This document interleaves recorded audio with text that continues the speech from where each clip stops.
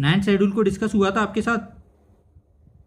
श्री जी बताइए, ninth schedule को discuss किया था क्या?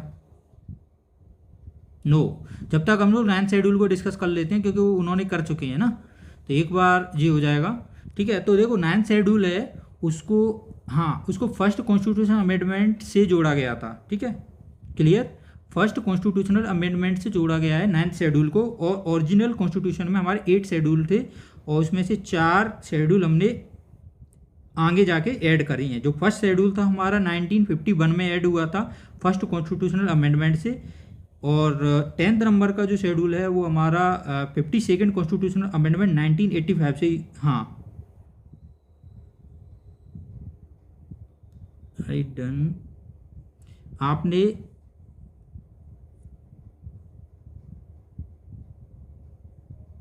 ओके, हाँ आप कर लेना, बट जब तक वो इंतज़ार कर रहे हैं, जब तक एक बार एक्सप्लेन और कर देते हैं। ठीक है, हाँ, मुस्कान का इंतज़ार कर रहे हैं क्योंकि वो रेगुलर कैंडिडेट हैं, तो उनका वेट कर रहे हैं इसलिए। और अदरवाइज हम लोग 45 तक करेंगे वेट, उसके बाद में हम लोग स्टार्ट कर देंगे ना। ठीक है, तो added by first constitutional amendment act है, उसमें है। तो और जो इसके बाद में 73rd एंड 74 कॉन्स्टिट्यूशन अमेंडमेंट से 11th और 12th शेड्यूल जोड़ा गया था। इतनी चीज़ें क्लियर हैं। तो अब हम चलते हैं फर्स्ट कॉन्स्टिट्यूशनल अमेंडमेंट की ज़रूरत क्यों पड़ी। ठीक है, फर्स्ट कॉन्स्टिट्यूशनल अमेंडमेंट की ज़रूरत क्यों पड़ी?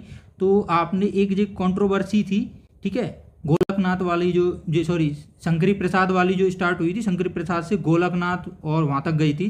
ठीक है, केशवानंद भारती के जजमेंट तक, वहाँ तक चेंज होता रहा। और ओके, तो इसको जब तक हम लोग क्लियर कर दें। देखो शंकरी प्रसाद जो थे, शंकरी प्रसाद एक लैंडलॉर्ड थे, ठीक है, वेस्ट बंगाल के, और उनका राइट टू प्रॉपर्टी का वायलेशन हुआ था, राइट टू प्रॉपर्टी का। और राइट टू प्रॉपर्टी के बारे में पूछना चाहता हूँ, तो राइट टू प्रॉपर्टी का आर्टिकल कौन सा है? 2 आर्टिकल्स हैं थे पहले, हाँ, डीपीएसपी वर्सेस, हाँ, फंडामेंटल राइट्स का डिबेट है जी। और इसमें, हाँ, इसमें डिबेट ये भी है कि जो सोशियो इकोनॉमिक जो जस्टिस होता है ना, सोशियो इकोनॉमिक जस्टिस है, उसके प्रिंसिपल्स को फॉलो करना था जो हमारे प्रीएम्बल में दिए। उनको एक, उनसे एक विजन है हमारा, मतलब फोर फादर्स का उनका विजन है हमारा प्रीएम्बल। ठीक है, to save certain law conflicting, हाँ, तो जो सोशियो पॉलिटिकल, जो सोशियो इकोनॉमिक जो जस्टिस है उसको इंश्योर करने के लिए इस एक्ट का जो अमेंडमेंट आया था। और उसमें कुछ लॉज थे, क्योंकि इंडिया इनिशियली सोशलिस्ट कंट्री था। ठीक है, सोशलिज्म को फॉलो कर रहा था। सोशलिज्म में क्या होता है, डिस्ट्रीब्यूशन ऑफ प्रॉपर्टी, इनका डिस्ट्रीब्यूशन करना पड़ता है। तो डिस्ट्रीब्यूशन करने के लिए कंसेप्ट आया था और फर्स्ट कॉन्स्टिट्यूशन अमेंडमेंट हुआ, और इसमें 9th शेड्यूल ऐड किया गया। इसमें शुरुआत में 13 लॉज को ऐड किया गया, और उनको जुडिशियल रिव्यू से बचाने के लिए, ठीक है, चैलेंज नहीं हो सकते वो कोर्ट्स में, protecting them from judicial review. ठीक है, अब क्या हुआ कि प्रोटेक्शन जो हुआ, तो फिर वो जो शंकर प्रसाद थे वो सुप्रीम कोर्ट के अंदर चले गए। ठीक है, उन्होंने बोला कि मेरे राइट टू प्रॉपर्टी का वायलेशन हुआ। ओके, हाँ, अभी थोड़ा सा एक इशू है कि, हाँ देखो, ये क्वेश्चन है, लीगल राइट है, और लीगल राइट भी है और कॉन्स्टिट्यूशनल राइट भी है। ठीक है, कॉन्स्टिट्यूशन में दिया है इसलिए, क्लियर, कॉन्स्टिट्यूशनल राइट्स है। एक थोड़ा इशू रहा है इस क्वेश्चन में, पीवाईक्यू में भी आया, तो आई थिंक उसका आंसर लीगल राइट है, बट एक अच्छे तरीके से देखा जाए तो कॉन्स्टिट्यूशनल राइट भी, क्योंकि कॉन्स्टिट्यूशन में दिया था। मुस्कान, आपका इंतजार था, ठीक है, आप आए, बहुत बढ़िया। ठीक है, आपका इंतजार था, बस ये पुरानी चीज़ों को हम डिस्कस कर रहे थे जब तक, और फिर हम लोग बस 1 मिनट में 2 मिनट में स्टार्ट करते हैं आगे।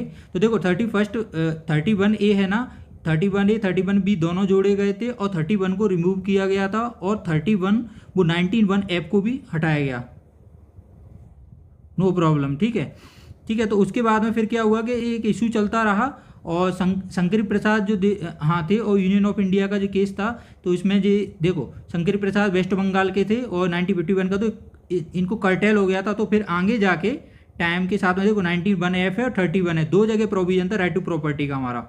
उसके बाद में फिर क्या होता है कि court distinguished between ordinary law which can not violate fundamental rights. Okay, तो देखो क्या होता है कि कोर्ट ने जो कॉन्स्टिट्यूशनल अमेंडमेंट होता है और ऑर्डिनरी लॉ है, उसके बीच में डिफरेंशिएट करने की कोशिश करी।